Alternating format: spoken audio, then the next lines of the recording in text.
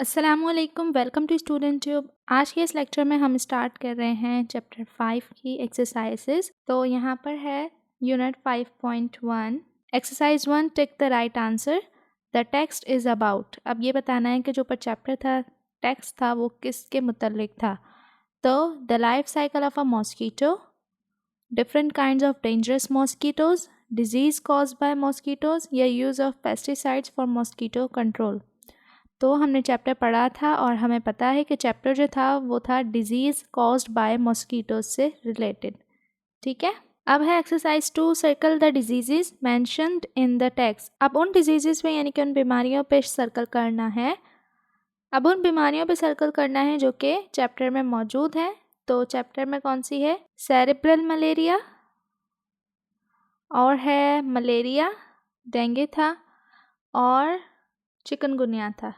ठीक है, तो ये बीमारियां हैं जो कि चैप्टर में मौजूद हैं। ठीक है, अब है exercise 3, vocabulary. Read the text, find the following words and underline them. तो इन वर्ड्स को आपने चैप्टर में ढूंढना है और इन्हें अंडरलाइन करना है। Next, work with the partner and try to guess their meanings from the context. After you have discuss the meanings of all these words, check your answer from the glossary given at the end of this book.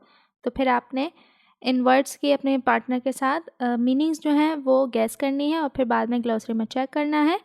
और exercise 4 में है इन तमाम words के sentences बनाने। तो मैंने exercise 3 and exercise 4 दोनों को कंबाइन करके सॉल्व किया है, तो वो देखते हैं। So words, meaning and sentence. सबसे पहले है पैरासाइट, एन एनिमल और प्लांट दैट लिव्स ऑन और in another and gets it food from it. तो पैरासाइट क्या होता है? एक किस्म का पौधा भी हो सकता है या फिर कोई भी जानवर हो सकता है जो कि अपने होस्ट पे रहता है, यानी कि किसी और जानदार के ऊपर रहता है और वहाँ से अपना फूड हासिल करता है। ठीक है, अब सेंटेंस क्या है? The flea is a parasite that survives by extracting nourishment from other organism. तो फ्ली जो है वो पैरासाइट होते हैं जो कि किसी भी जानदार पे रहते हैं और उसी से अपना फूड हासिल करते हैं। ठीक है, फिर है transmitted, to pass something from one person, place और थिंग टू अनदर। तो ट्रांसमिटेड का मतलब होता है पास होना, कोई भी चीज़ का मुंतकिल होना किसी शख्स से, किसी जगह से या फिर किसी भी चीज़ से किसी दूसरे शख्स या किसी दूसरी जगह या किसी दूसरी चीज़ पर।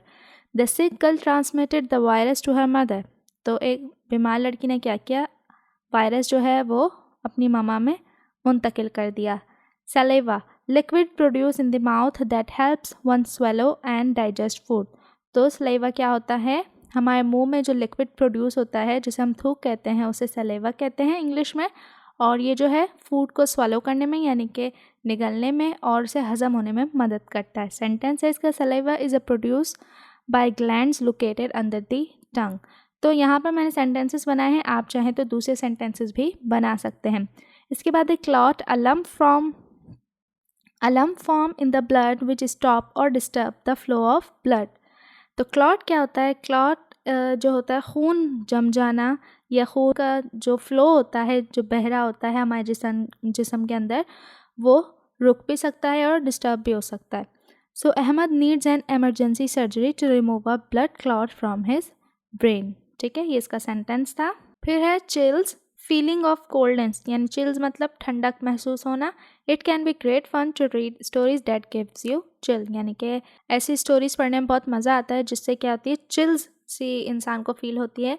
यानी कि अक्सर ऐसी स्टोरीज़ पढ़ते हैं जिससे हमारे रोंगटे खड़े हो जाएं या ठंड सी महसूस हो जाए, लाइक हॉरर स्टोरीज़ या फिर कोई मोटिवेशनल स्टोरी। ठीक है, constipation, not to be able to discharge solid waste from the body, यानी कि हमारी बॉडी जो है वो सॉलिड वेस्ट जो है वो डिस्चार्ज नहीं कर रही होती, तो उसे कहते हैं constipation. So water can help relieve constipation, ये इसका सेंटेंस है। डिसफंक्शन यानी problem in the working of some parts of the body. Dysfunction का मतलब कि हमारे बॉडी के जो पार्ट्स हैं उनकी वर्किंग में प्रॉब्लम आए, तो उसे कहते हैं dysfunction. Malaria causes kidney dysfunction, malaria से क्या हो जाता है?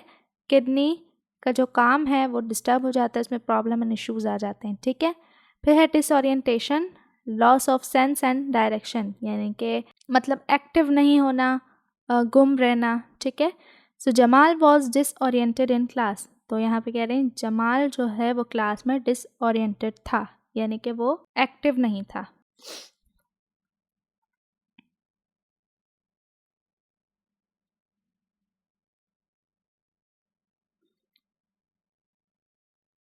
Putting of one person's blood into another person.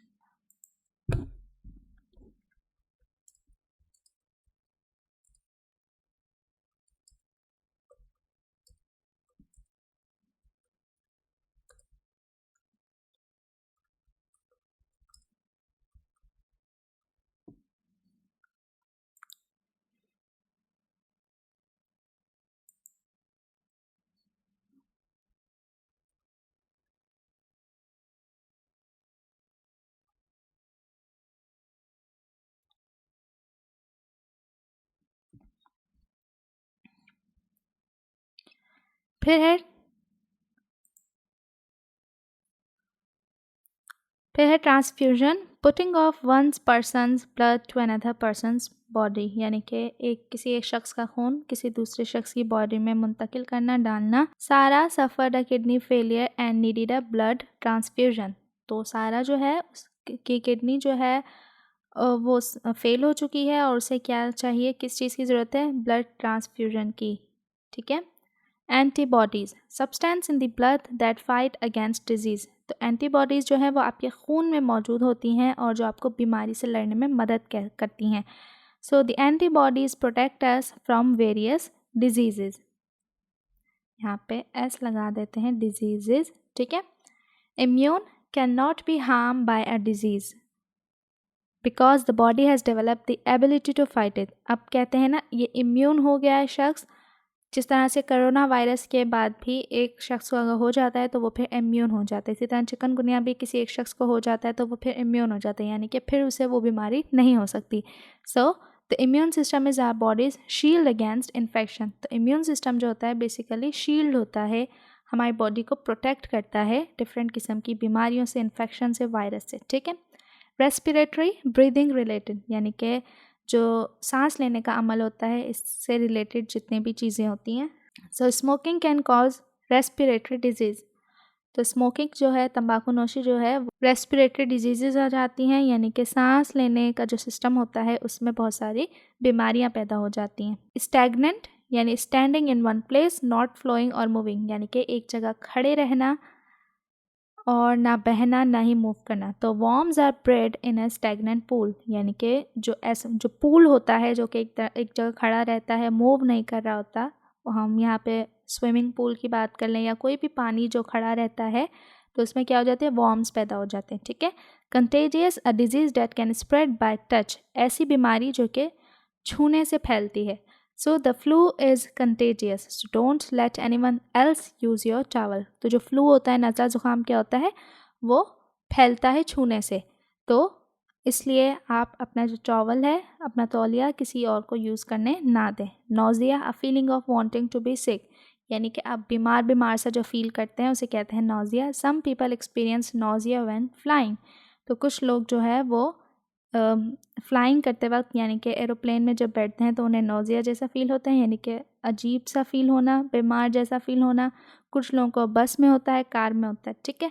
फेटल, causing और एंडिंग इन डेथ, यानी कि मौत की वजह बनना या फिर जिसका एंड मौत हो। Hepatitis is a potentially fatal disease. तो हेपेटाइटिस जो है वो एक फेटल डिजीज़ हो सकती है। Display, to put up something in a place where people can see it easily, यानी डिस्प्ले करना चीज़ों को, ऐसी जगह पे चीज़ों को रखना या फिर चीज़ों को जाहिर करना कि लोग उसे ईजिली देख सकें। A new model of BMW was on display in the showroom. तो BMW कार का जो मॉडल है वो शोरूम में डिस्प्ले किया हुआ था। Inflammation, a condition in which a part of body is red, swollen and सोर। इन्फ्लेमेशन जो है वो एक कंडीशन होती है जिसमें हमारे बॉडी का कोई भी पार्ट अगर रेड हो गया हो या सूज गया हो या दर्द हो रहा हो तो हम उसे कहते हैं इन्फ्लेमेशन हो गई है यहाँ। ठीक है। Overdose of medicine can cause inflammation of the liver. तो ज़्यादा जब दवाइयाँ खाई जाती हैं तो फिर लिवर जो है वो हमारा इन्फ्लेमेशन का शिकार हो जाता है, लिवर में इन्फ्लेमेशन हो जाती है। इंटेंस, अ वेरी ग्रेट और सवेयर, यानी कि बहुत ज़्यादा और गहरा। The president is under intense pressure to resign. तो जो प्रेजिडेंट था वो बहुत ही ज़्यादा दबाव में था रिज़ाइन के उस पर। ठीक है। Pronounced very noticeable, she speaks with her pronounced English accent. तो ये था आज का लेक्चर जिसमें हमने एक्सरसाइज 1, 2, 3 एंड 4 इन चारों को सॉल्व किया। उम्मीद करती हूँ कि आपके लिए हेल्पफुल रही होगी। अगर हेल्पफुल रहा करे तो प्लीज़ वीडियो को लाइक किया करें ताकि मुझे पता चले कि वाकई में आपकी हेल्प हो रही है। चैनल पर न्यू हैं तो सब्सक्राइब ज़रूर कीजिएगा और वीडियो को लाइक एंड शेयर करना मत भूलिएगा। मिलते हैं नेक्स्ट वीडियो में, तब तक के लिए अल्लाह हाफ़िज़।